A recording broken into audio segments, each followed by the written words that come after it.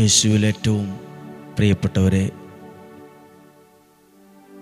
Daily ബ്ലെസ്സിങ്ങിലൂടെ ദൈവത്തിൻ്റെ വചനം നമ്മൾ കേൾക്കുകയാണ്, പ്രാർത്ഥിക്കുകയാണ്. വചനം കേൾക്കുന്ന, പ്രാർത്ഥിക്കുന്ന എൻ്റെയും നിങ്ങളുടെയും കുടുംബത്തിൽ ദൈവ പദ്ധതി വിജയിക്കും. സാത്താൻ്റെ എല്ലാ പദ്ധതികളും പരാജയപ്പെടും. നമുക്കത് വിശ്വസിക്കാം. ദൈവവചനം കേൾക്കുന്ന, ആ വചനത്തെ വിശ്വസിക്കുന്ന, സ്വീകരിക്കുന്ന ഞങ്ങളിൽ ദൈവ പദ്ധതിയെല്ലാം വിജയിക്കാനിടയാകണമേ. ഞങ്ങളിൽ ദൈവ പദ്ധതി വിജയിക്കണം. സാത്താൻ്റെ എല്ലാ പദ്ധതികളും പരാജയപ്പെടണം. ഞങ്ങൾ ഈ വചനം കേൾക്കുന്നത് ദൈവ പദ്ധതിയുടെ ഭാഗമാണ്. ദൈവ പദ്ധതിയുടെ ഭാഗമാണ്. അതൊരനുഗ്രഹമായി മാറുന്ന സമയമാണ്. ഈ ആലയത്തെ സമർപ്പിച്ച് പ്രാർത്ഥിക്കുന്നു. ഇന്നുവരെയും ഞങ്ങളുടെ ആലയത്തിൽ വന്നിട്ടുള്ളവർ, പ്രാർത്ഥിച്ചവർ, പ്രാർത്ഥന ചോദിച്ചവർ, കൽക്കുരിശിൽ എണ്ണയൊഴിച്ച് പ്രാർത്ഥിച്ചവർ, ധ്യാന ചാപ്പലിൽ മുട്ടിലിഴഞ്ഞ് പ്രാർത്ഥിച്ചവർ, നിയോഗം എഴുതി സമർപ്പിച്ചവർ, നിയോഗ കൊന്ത ചൊല്ലി പ്രാർത്ഥിച്ചവർ, സകലരെയും ഞങ്ങൾ ഓർത്ത് പ്രാർത്ഥിക്കുന്നു. ഭവനങ്ങളിലായിരുന്ന് നിയോഗത്തിൽ പ്രാർത്ഥിക്കുന്നവരൊക്കെ ഉണ്ട്. അവരെയും ഓർത്ത് പ്രാർത്ഥിക്കുന്നു. ഇന്ന് പ്രത്യേകമായി പ്രാർത്ഥിക്കുന്നത് ഓപ്പറേഷനുമായി ബന്ധപ്പെട്ട് ആശുപത്രികളിലോ വീടുകളിലോ ഒക്കെ ആയിരിക്കുന്നവരുണ്ട്. ഓപ്പറേഷൻ പറഞ്ഞിട്ടുള്ളവരുണ്ട്. ഹോസ്പിറ്റൽ അഡ്മിറ്റായവരുണ്ട്. ജീവിത പങ്കാളിയുടെ ആരോഗ്യ പ്രശ്നം, മക്കളുടെ ആരോഗ്യ പ്രശ്നങ്ങൾ,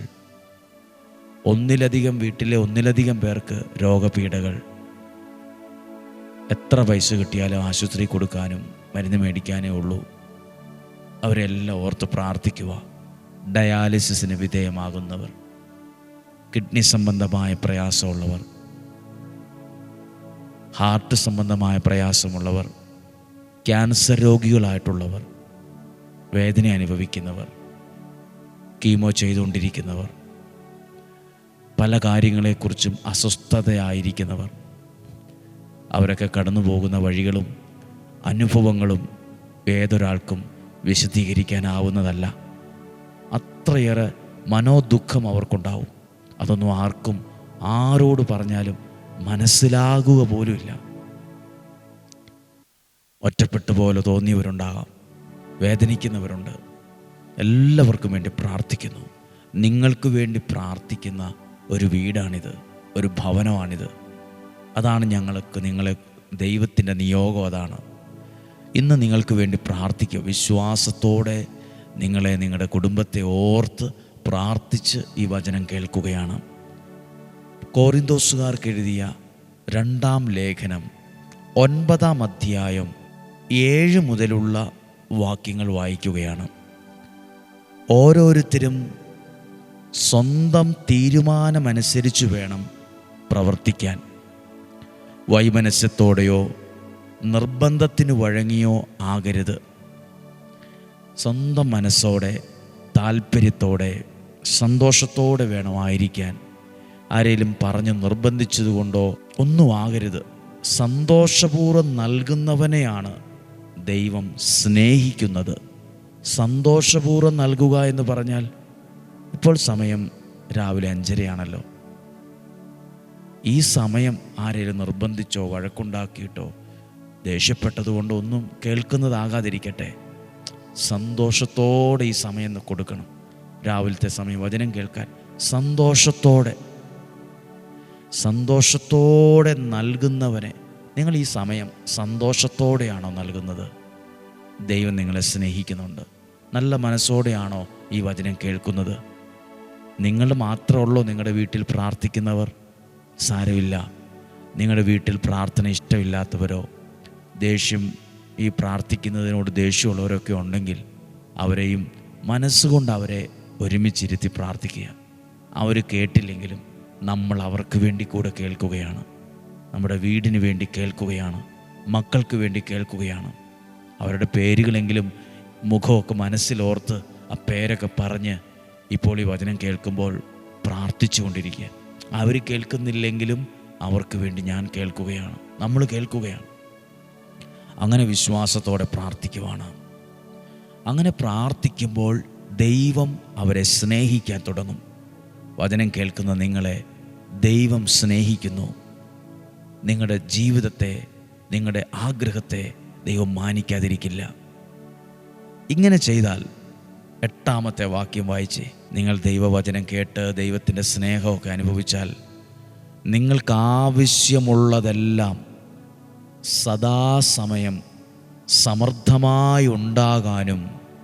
അപ്പോൾ ഒരാൾ ദൈവത്തിൻ്റെ ആ വചനത്തെ കേൾക്കാൻ സന്തോഷത്തോടെ മനസ്സ് കൊടുത്താൽ, സമയം കൊടുത്താൽ, നമ്മളങ്ങനെ ചില കാര്യങ്ങളൊക്കെ മാറ്റിവെച്ചാൽ എന്ത് ഗുണമാണ് ദൈവം ഒരുക്കുന്നത്? നിങ്ങൾക്ക് ഒന്നിനും ഒരു കുറവുണ്ടാവില്ല. നിങ്ങൾക്ക് ആവശ്യമുള്ളതെല്ലാം സദാ നൽകും. ആവശ്യമുള്ളതെല്ലാം സദാ സമൃദ്ധമായി ഉണ്ടാകും. ചുമ്മാ കുറച്ചല്ല, സമൃദ്ധമായി. ആ വാക്കൊന്ന് പറഞ്ഞേ. നമുക്ക് ആവശ്യമായതെല്ലാം ദൈവം സമൃദ്ധമായിട്ട് തരും. സമൃദ്ധമായിട്ട് തരും. സമൃദ്ധമായിട്ട് അതെൻ്റെ വീട്ടിലുണ്ടാവും. നിങ്ങളുടെ വായിക്കുവാണ്, നിങ്ങൾക്ക് ആവശ്യമുള്ളതെല്ലാം സദാ സമൃദ്ധമായി ഉണ്ടാകാനും സൽകൃത്യങ്ങൾ ധാരാളമായി ചെയ്യാനും വേണ്ട എല്ലാ അനുഗ്രഹങ്ങളും സമൃദ്ധമായി നൽകാൻ കഴിവുറ്റവനാണ് ദൈവം. എല്ലാം കുറേശ്ശെ കുറേശ്ശെ അല്ല, അല്പം അല്പമല്ല, കുറച്ചല്ല, സമൃദ്ധമായി. സമൃദ്ധമായി വചനം കേട്ട് പ്രാർത്ഥിക്കുന്ന പ്രിയപ്പെട്ട സഹോദര, സഹോദരി, മാതാവേ, പിതാവേ, ഒന്നിനും ഒരു കുറവില്ലാതെ ദൈവം നിങ്ങളെ, നിങ്ങളുടെ കുടുംബത്തെ, നിങ്ങളുടെ ആരോഗ്യത്തെ സമൃദ്ധമായിട്ട് പരിപാലിക്കും. സമൃദ്ധമായിട്ട് അനുഗ്രഹിക്കും. സമൃദ്ധമായിട്ട് അനുഗ്രഹിക്കും. ഇനി 10-ാമത്തെ വാക്യം. വിതക്കാരന് വിത്തും ഭക്ഷിക്കാൻ അപ്പവും കൊടുക്കുന്നവൻ നിങ്ങൾക്ക് വിതയ്ക്കാനുള്ള വിത്ത് തരികയും അതിനെ വർദ്ധിപ്പിക്കുകയും നിങ്ങളുടെ നീതിയുടെ വിളവ് സമൃദ്ധമാക്കുകയും ചെയ്യും. ഒന്നും കൂടെ ഞാനത് വായിക്കാം. 10-ാമത്തെ വാക്യം. വിതക്കാരന് വിത്തും ഭക്ഷിക്കാൻ അപ്പവും കൊടുക്കുന്നവൻ നിങ്ങൾക്ക്, ഏതു നിങ്ങൾക്ക്? പ്രാർത്ഥിക്കുന്ന നിങ്ങൾക്ക്, വചനം കേൾക്കുന്ന നിങ്ങൾക്ക്, ദൈവത്തെ സ്നേഹിക്കുന്ന നിങ്ങൾക്ക്, ഈ സമയം മാറ്റിവെച്ച നിങ്ങൾക്ക് വിതയ്ക്കാനുള്ള വിത്ത് തരികയും അതിനെ വർദ്ധിപ്പിക്കുകയും നിങ്ങളുടെ നീതിയുടെ വിളവ് സമൃദ്ധമാക്കുകയും ചെയ്യും. ഇന്ന് പ്രാർത്ഥിക്കുമ്പോൾ എല്ലാ കൃഷിക്കാർക്കും വേണ്ടി കൂടെ പ്രാർത്ഥിക്കുവാണ്. കൃഷി ചെയ്യുന്നവർ, മറ്റ് സംസ്ഥാനങ്ങളിൽ കൃഷി ചെയ്യുന്നവർ, ഒത്തിരി പ്രതീക്ഷയോടെ ഉള്ള വെയിലും മഴയെല്ലാം കൊണ്ട് ഉറക്കളച്ച് അവർ പറമ്പിൽ കൃഷി ചെയ്യുന്നത് എല്ലാവരും ഓർത്ത് പ്രാർത്ഥിക്കുവാണ്. ദൈവം നിങ്ങളുടെ അധ്വാനത്തെ അനുഗ്രഹിക്കും. അത് സമൃദ്ധമായിട്ട് അനുഗ്രഹിക്കും. സമൃദ്ധമായിട്ട് അനുഗ്രഹിക്കും. ഹല്ലേലൂയ. ഈ വചനം കണ്ടോ? എല്ലാ കാര്യങ്ങളും സമൃദ്ധമായിട്ടുണ്ടാകാൻ, നൽകാൻ കഴിവുറ്റവനാണ് ദൈവം. നിങ്ങളുടെ ആവശ്യങ്ങളെല്ലാം മനസ്സിലോർത്തേ. ഇന്ന് തിങ്കളാഴ്ച ദിവസമാണ്. നിങ്ങളുടെ ആവശ്യങ്ങളുടെ മേൽ ദൈവകൃപ വർദ്ധിക്കട്ടെ. നിങ്ങളുടെ ആവശ്യങ്ങളുടെ മേൽ ദൈവത്തിൻ്റെ ഒരു ഇടപെടൽ തന്നെ ഉണ്ടാകട്ടെ. ഒത്തിരി ആവശ്യങ്ങളുണ്ട് ജീവിതത്തിൽ. ചിലർ പറയും സന്തോഷത്തോടെ ഒരു ജീവിതമേ ആഗ്രഹിക്കുന്നുള്ളൂ, സമാധാനത്തോടെ ഒന്ന് ജീവിക്കണം, പറ്റുന്നില്ല. ചിലരുടെ ആഗ്രഹം അതാ, സന്തോഷമുള്ളൊരു ജീവിതം, സമാധാനമുള്ളൊരു, സ്വസ്ഥതയുള്ളൊരു ജീവിതം. പ്രാർത്ഥിക്കുവാണ്. ദൈവം ഒരുക്കും. മനസ്സ് വിഷമിക്കണ്ട, മനസ്സ് ഭാരപ്പെടണ്ട. പ്രിയപ്പെട്ടവരെ, നമുക്ക് ഈശോയുടെ ആശീർവാദം സ്വീകരിക്കാം. നമ്മുടെ കർത്താവ് ഈശോ മിശിഹായുടെ കൃപയും പിതാവായ ദൈവത്തിൻ്റെ സ്നേഹവും പരിശുദ്ധാത്മാവിൻ്റെ സഹവാസവും നിങ്ങളോടുകൂടെ ഉണ്ടായിരിക്കട്ടെ. എല്ലാ കാര്യങ്ങളും സമൃദ്ധമായിട്ടുണ്ടാകട്ടെ. ഈ വചനം കേൾക്കുന്ന വ്യക്തിയെ, ഈ വചനം കേട്ട കുടുംബത്തെ, ഈ വചനം സഞ്ചരിക്കുന്ന വാഹനത്തിലിരുന്ന് കേൾക്കുന്നവർ ഹോസ്പിറ്റലിലിരുന്ന് കേൾക്കുന്നവർ, ഭവനത്തിൻ്റെ അന്തരീക്ഷത്തിലിരുന്ന് കേൾക്കുന്നവർ, കുടുംബമായി ഒരുമിച്ചിരുന്ന് കേൾക്കുന്നവർ, വ്യക്തിപരമായി അവരുടെ പ്രാർത്ഥനാ മുറിയിലിരുന്ന് ദൈവവചനം തുറന്ന് കേൾക്കുന്നവർ, അത് എഴുതുന്നവർ, വരച്ചു വെച്ചവർ, ഇത് സ്റ്റാറ്റസ് ഇട്ടവർ, ഷെയർ ചെയ്തവർ, ഇത് അനേകർക്ക് കൊടുത്തവർ, ഈ വചനമൊക്കെ എത്രയോ ജീവിതങ്ങളെയാണ് മാറ്റിക്കൊണ്ടിരിക്കുന്നത്, അനുഗ്രഹിക്കുന്നത്. അതിനുവേണ്ടി ദൈവത്തിൻ്റെ കരമായി നിന്നവർ, ദൈവത്തിൻ്റെ ശബ്ദമായി നിന്നവർ, ദൈവത്തിൻ്റെ ആ ഒരു ശുശ്രൂഷയുടെ ഭാഗമായി നിൽക്കുന്ന സകലരെയും ഞങ്ങൾ ഓർക്കുന്നു. രോഗങ്ങൾ, അപകടങ്ങൾ, ദുർമരണങ്ങൾ, ആപത്തനർത്ഥങ്ങൾ, നഷ്ടങ്ങൾ മാറിപ്പോകട്ടെ. സന്തോഷവും സമാധാനവും ഐശ്വര്യവും ഉണ്ടാകട്ടെ. ദൈവനാമത്തിൽ നിങ്ങളെ ഏൽപ്പിച്ച്, ദൈവത്തിൻ്റെ തൃക്കരങ്ങളിൽ ഏൽപ്പിച്ച് അനുഗ്രഹിച്ച് പ്രാർത്ഥിക്കുന്നു. ഇന്ന് നല്ലൊരു ദിവസമായിരിക്കട്ടെ. ഇന്ന് സന്തോഷം അനുഭവിക്കാനിടയാകട്ടെ. ഇങ്ങനെ പ്രാർത്ഥിക്കുക.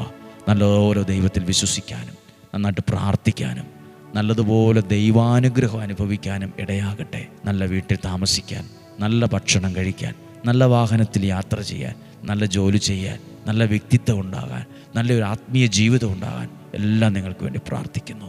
ഇന്നും ജീവിക്കുന്ന യേശുവിൻ നാമത്തിൽ നിങ്ങളെ അനുഗ്രഹിച്ച് പ്രാർത്ഥിക്കുന്നു, ഇപ്പോഴും എപ്പോഴും എന്നേക്കും. ആമേൻ. ദൈവം അനുഗ്രഹിക്കട്ടെ. ഒരു കുഞ്ഞു കാര്യം അറിയിക്കട്ടെ. നമ്മൾ ഈ വ്യാഴം വെള്ളി ദിവസങ്ങളൊക്കെ നമ്മുടെ ശുശ്രൂഷകൾ രാവിലെ 9 മണിക്ക് വ്യാഴാഴ്ച ആരംഭിക്കും. 9:30 മണി മുതൽ പ്രാർത്ഥനകളും ക്ലാസ്സുകളും ആരാധനയും നൊവേനയും 9:30 മണി മുതൽ ആരംഭിക്കും. അപ്പോൾ വൈകുന്നേരമാണ് വിശുദ്ധ കുർബാന എങ്കിലും ആ സമയത്തൊക്കെ വരാൻ ആഗ്രഹിക്കുന്നവർ, താമസിച്ച് പ്രാർത്ഥിക്കാൻ ആഗ്രഹിക്കുന്നവർ രാവിലെ തന്നെ വരികയും പ്രാർത്ഥിക്കുകയൊക്കെ ചെയ്യുക. ഓരോ പ്രാർത്ഥനകളും അനുഗ്രഹമാകുന്ന സ്ഥലമാണിത്. ഓരോ മനുഷ്യരും ഇവിടെ വന്ന് പ്രാർത്ഥിച്ചു പോകുമ്പം അവരുടെ ജീവിതത്തിൽ ഒരു പുതിയ അനുഗ്രഹത്തിന് തുടക്കമിടുകയാണ്. ദൈവം നിങ്ങളെ അനുഗ്രഹിക്കും. ഈ വെള്ളിയാഴ്ച 7 ആശീർവാദത്തോടെയുള്ള ദിവികാരുണ്യ പ്രദക്ഷിണമുള്ള ദിവസമാണ്. നിങ്ങൾക്ക് വേണ്ടി പ്രാർത്ഥിക്കുന്നു. ദൈവം നിങ്ങളെ അനുഗ്രഹിക്കട്ടെ. സാധ്യമെല്ലാവർക്കും ഈ വചനമൊക്കെ അയച്ചു കൊടുക്കണം. നിങ്ങളുടെ പ്രിയപ്പെട്ടവർ, ബന്ധുക്കൾ, സുഹൃത്തുക്കൾ എല്ലാവരും ഈ വചനം കേൾക്കുന്നവരാണോ? അവരോട് പറയണം. നമ്മളറിയുന്നവരൊക്കെ ദൈവത്തിൻ്റെ വചനം അറിയട്ടെ, കേൾക്കട്ടെ. നാളെയും 5:30 ഒരുമിച്ച് കാണണം. ഒരുമിച്ച് കാണുന്നത് വരെ സ്വർഗത്തിലെ ദൈവം എന്നെയും നിങ്ങളെയും സൂക്ഷിക്കട്ടെ. ആമേൻ.